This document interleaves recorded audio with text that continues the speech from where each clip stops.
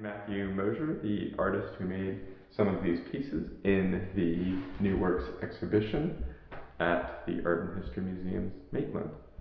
And I wanted to tell you today a little bit about some of them. And I guess I'll start with this one right here. This is called Sentinel, a Good Guy with a Gun. And it's an assault rifle mounted on top of this tripod with a small camera and computer system in the base here. So it pivots to track movement through the gallery space, which is kind of interesting to me, but it's also like very intimidating for viewers and visitors, and it can be really alarming or startling when you first see it walking into a space and having this gun track you through the space. And I made this piece because I wanted to ask the question, who is protecting who and from what in the context of American gun violence? I've been working with this topic for the past few years and making a variety of different pieces on the subject of gun violence in America. I think the curators did a fantastic job with the placement of this piece in front of the fireplace here, which like signifies the home and the like hearth and the center place of warmth and comfort in a home. And so like the piece is kind of being a sentinel protecting that. So that's the Sentinel, a Good Guy with a Gun piece. On the other side over here, we've got 3 pieces from my new ownership series. And these are cast bronze mandalas using the repeated form of a Glock handgun. I began working with these forms and these shapes in 2017, I think, and using plaster to make them. And at that point in time, I was making the mandalas for all the mass shootings that were happening in the country. Plaster is a really fragile material, so after working with that for a couple of years, I wanted to try something more durable, more archival, and something that had a little bit more both like actual and conceptual weight. So these pieces are cast in bronze, and the ownership series pertains to some statistical data visualization, like the plaster ones did, but about different statistics around gun ownership in the United States.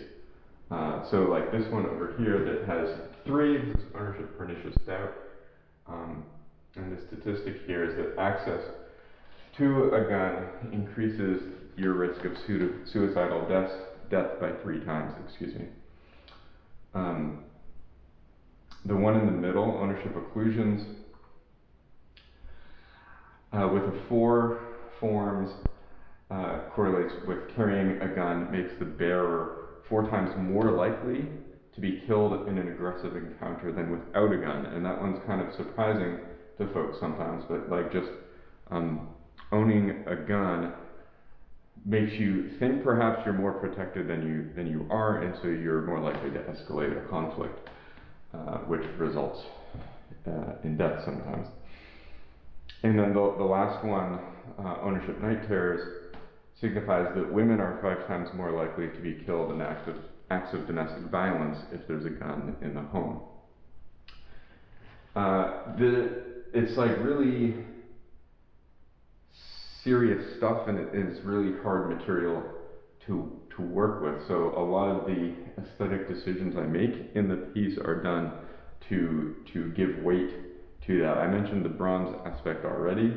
The form here, using like the Glock handgun form, I think gives a lot of like weight to the current laws in the country that preference like gun ownership.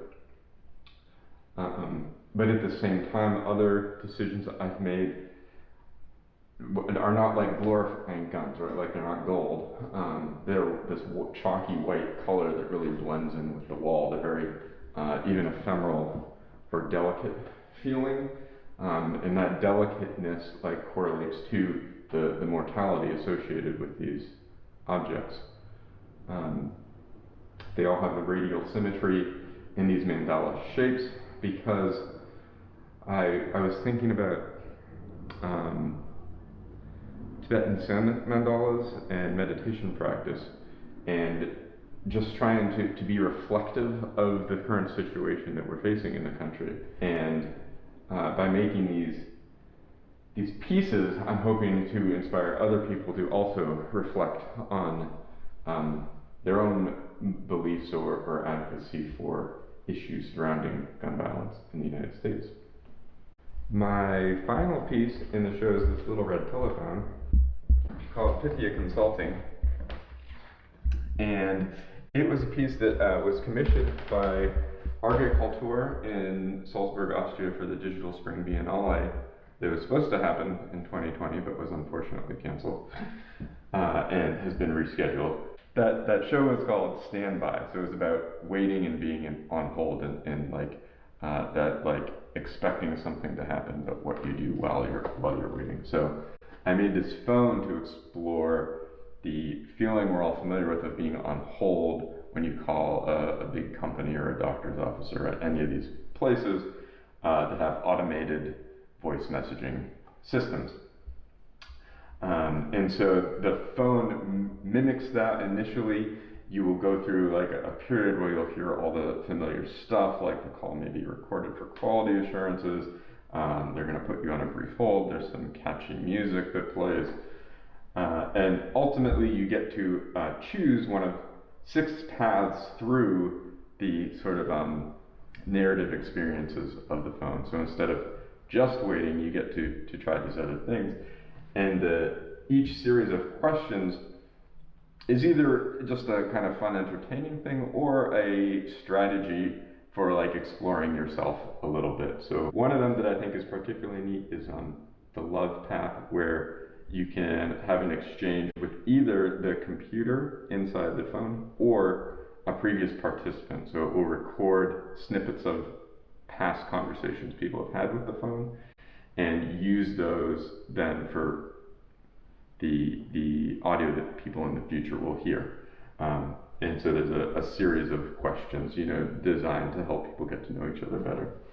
And all of that is done in the context of being on home with a voice menu, or being on hold with a voice menu service, and rethinking, the role of those things in our lives.